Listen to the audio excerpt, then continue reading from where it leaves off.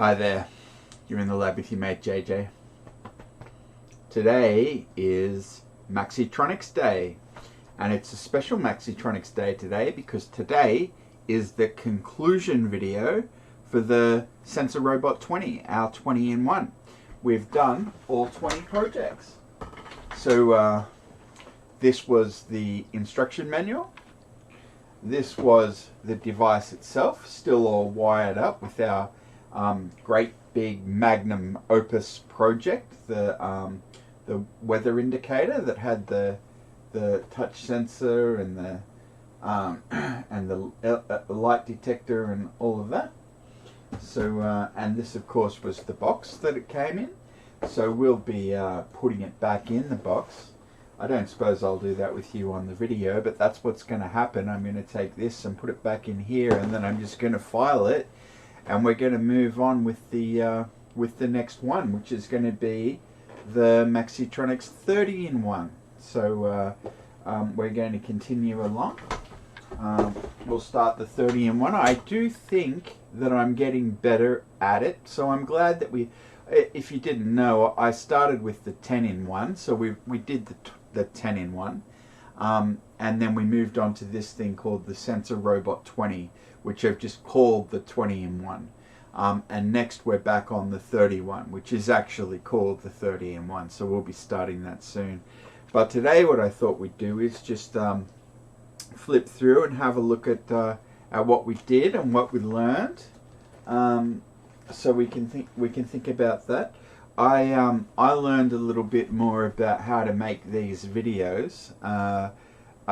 I got better at it, so I learned from my mistakes. So of course I've got a lot of mistakes in this series from the Sensor Robot 20. I wasn't as it took me a while to figure out how to do the time lapse for the construction. So I do that now, and I think that's probably for the best. I try to be more consistent now with my use of the various tools, particularly the thermal cam. I like to have a good look at the circuit under the thermal cam, and I don't think I was doing that all the time earlier on. Sometimes it just I didn't think it was interesting to do the oscilloscope measurements of the astable multivibrator and stuff, but I actually do think that's important, so I try to do that regularly, even though it's sort of repetitive. At the same time, it's important, and you gain familiarity with the tool and the circuits and this sort of thing. So I'm just going to flip through the manual here and tell you about what we've just completed doing. So this, as I said, it's called the Sensor Robot 20. It's called Action Science Electronic Project Lab. Obviously, it's a whole bunch of equipment that's mostly just wired together with spring terminals and wires. And there's a couple of terminals for banana plugs as ports for various things. Well, I might as well tell you, we've got a CDS cell, which of course is a light sensitive resistor, a microphone. We've got a reed switch, which is a magnetic switch. We've got a touch switch, which is a resistor. Got a light emitting diode. 2 of them in fact. Piezo buzzer, makes a bit of noise. We've got a key switch, you can just press the key. Control and power switch, that's a switch and a potentiometer, variable resistor. And then there's a bunch of resistors, a bunch of transistors, and a bunch of capacitors. Oh, and there's a diode.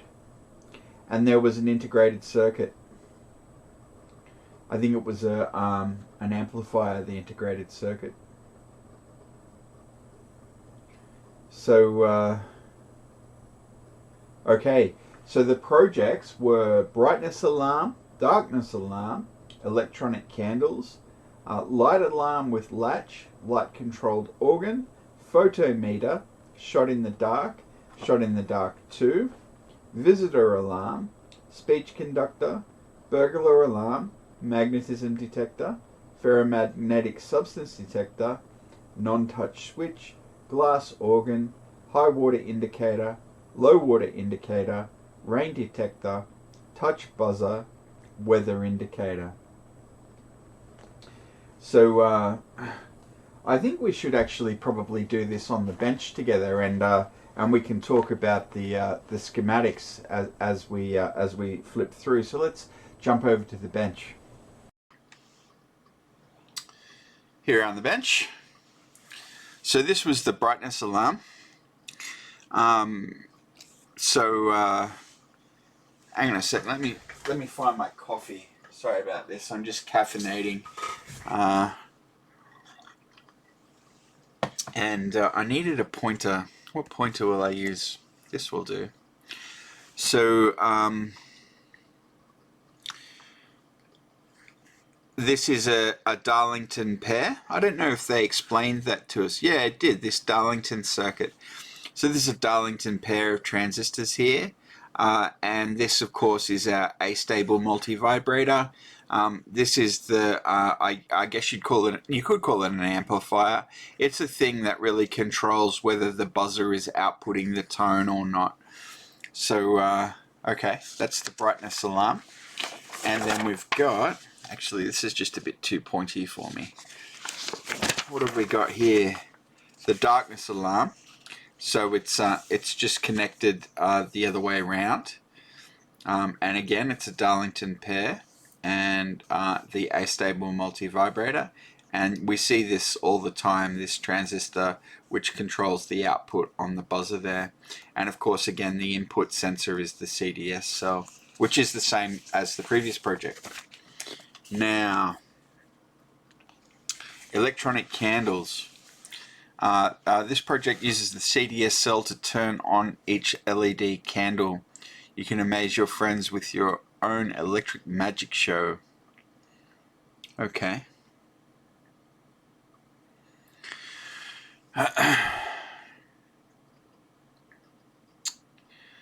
When the CDS cell is illuminated, its resistance is low and current flows on the base of Q5. The amplified current flows from the emitter of the transistor to the 1 kilo ohm and 1.8 kilo ohm, okay, resistors at the same time because of a voltage at the emitter of Q5. Both Q3 and Q4 are turned on. Okay. I forget the details of that particular circuit. That was a long time ago now.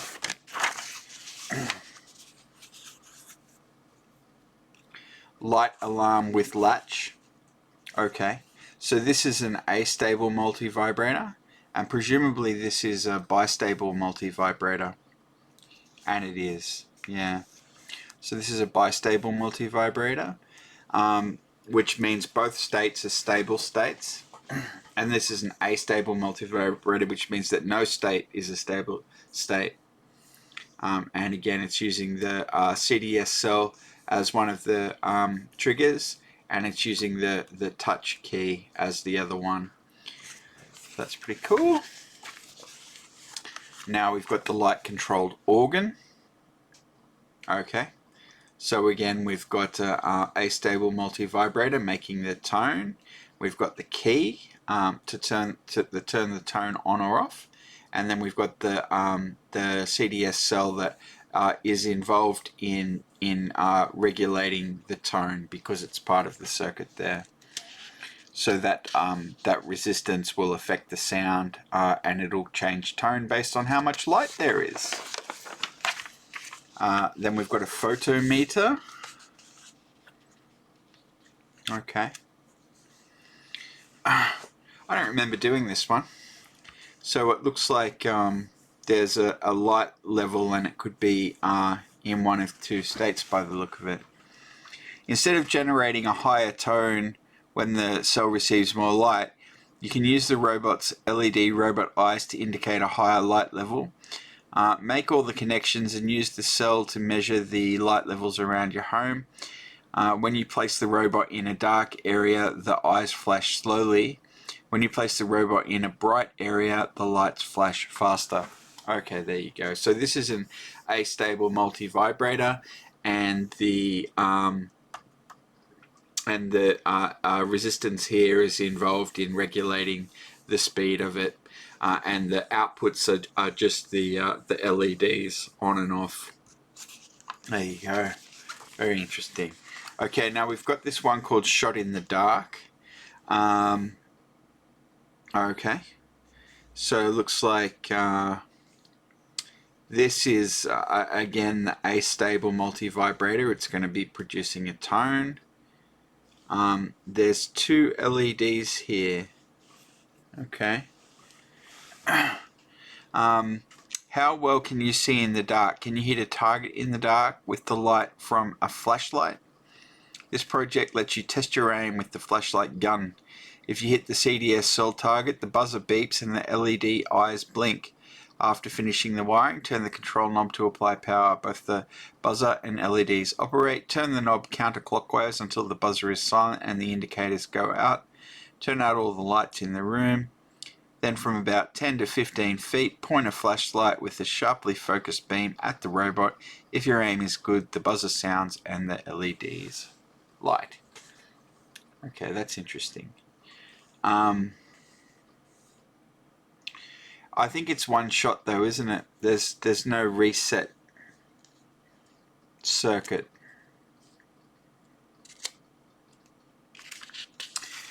If you hit the CDS with the light beam, its resistance drops and Q5 turns on. This causes electricity to flow from the base to the emitter of Q1. This is called a short circuit. Then Q1 turns off and Q2 turns on. Q6 also turns on. This enables the output of the astable multi-vibrator to feed a signal to Q6. This transistor in turn sends a square wave voltage to the buzzer and current to the LEDs. The buzzer sounds and the LEDs light. Without this circuit, the LEDs would light very rapidly. It would appear that they were on at the same time. Even after the flashlight stops, Q2 is kept turned on because of the monostable multi-vibrator. Even after you fire your flashlight gun, the sound and light continue for a few seconds. Okay, this is a monostable multi-vibrator. So it triggers and then it just, the capacitors, I guess here, deplete and it turns itself back off. Okay, cool. And then we've got Shot in the Dark too. How is this different?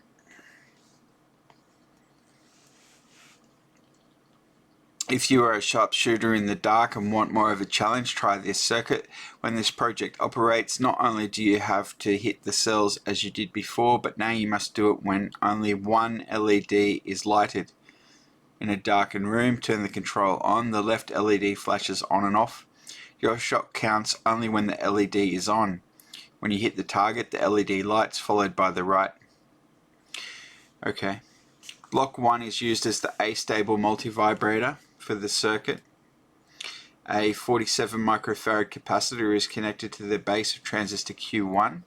A 10 microfarad capacitor is connected to the base of Q2. The astable multi-vibrator contains transistors Q1 and Q2. Both transistors have a 33 kilo ohm resistor connected to them. However, Q1 is off longer than Q2. As a result, the left LED stays on a short time and stays off a longer time. Current flows to the base of transistor Q3 through a 1 kilo ohm and 10 kilo ohm resistor. Transistor Q3 turns on when Q2 is off. Q3 is also on while Q1 is turned on, and current flows to light the right LED. If you hit the CDS cell, its resistance goes down and the voltage between the CDS and the 10 kilo ohm resistor goes up. Then the voltage between the 3.9 kilo ohm resistor and a 1 kilo ohm resistor goes up based on the charge of the 10 microfarad capacitor. Then Q5 turns on, but if no change occurs, the 10 microfarad capacitor is charged through the 3.0 kilo ohm and 1 kilo ohm resistors. When Q5 finally turns off, the voltage across the resistor drops to 0 volts. Q5 turns on only when the CDS cell is lighted. Only then do Q3 and Q5 turn on. The current flows to the right LED to signal a hit.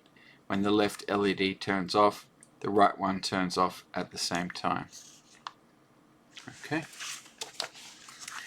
Visitor alarm. Okay, so this is a monostable multivibrator again. Astable multivibrator for generating the tone. Q6 here to send the tone through to the buzzer. And a CDS cell to detect if someone's entered the room. Speech conductor. Okay. Looks like we use the integrated circuit here, which is an amplifier.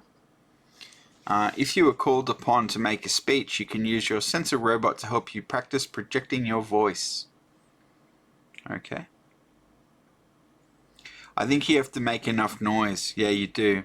If you make enough noise, then the circuit will trigger. And is that a Darlington pair? I'm not sure. Did it say anything about the Darlington? No. It doesn't look exactly like a Darlington. It's got this resistor in there. I don't know. Anyway, so the astable multivibrator for the tone and the integrated circuit and the microphone. There you go. Okay. And then 11, the burglar alarm. So again, this was the reed switch. This will be a bistable multivibrator. Yes. So it's two stable states. You flick the switch to change it. You hit the key to send it back. And the astable multivibrator for the tone. That's a pretty common pattern. Now what have we got here? Okay, this is a magnetism detector. Basically the reed switch indicates if there's a magnet present or not, and it lights up two LEDs as the output. Ferromagnetic substance detector. How is that different to magnetism detector?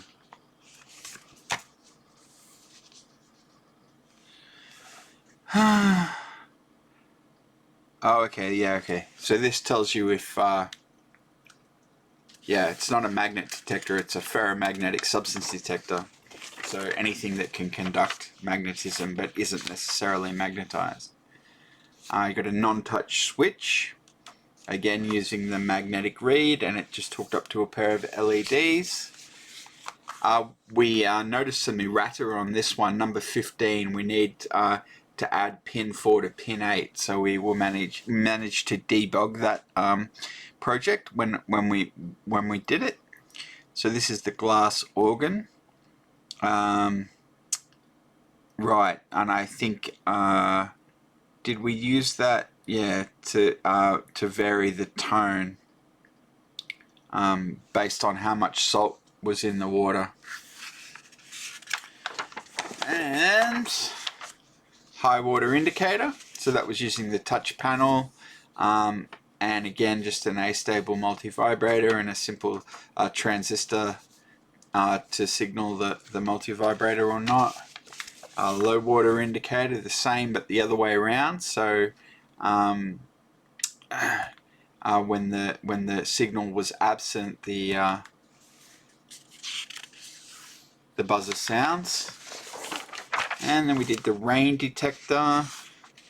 That again, a bistable multivibrator in front of the astable multivibrator, and the touch panel wired in there to detect a raindrop. The touch buzzer, the same thing, except we've got is it another Darlington pair? Does it say anything about a Darlington pair? Yeah. So we get the Darlington pair here. There's no bistable multivibrator. There's an astable multivibrator for the tone, and the Darlington pair amplifying the touch panel. So just when you touch it, then the alarm sounds. You stop touching it, the alarm stops sounding. And 20, the weather indicator. And this was our great big highly involved project that used pretty much every component on the board, which was pretty cool.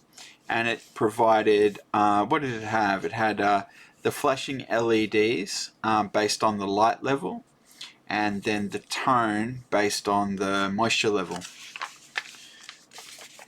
And that was everything. We got to the end. It came with a parts list at the end, and that was that. So I'll throw you over to the the farewell cam, and we'll wrap up. And that's a wrap. So yeah, I'm a little bit sad to be putting this guy away. We've been with him for a while now. We did all 20 of the projects. I'm not sure what I'll do with the old wires. They're all a bit ratty now, so maybe I'll use the opportunity to switch in some new wires for the next project, or maybe I'll just keep these on the bench. Anyway, I'll have a think about that. And I'll put this guy back in his box, and I'll put him in the cupboard, and we're done. So yes, I hope you enjoyed not only this video but the whole series of videos. Thanks very much for watching, and please remember to hit like and subscribe.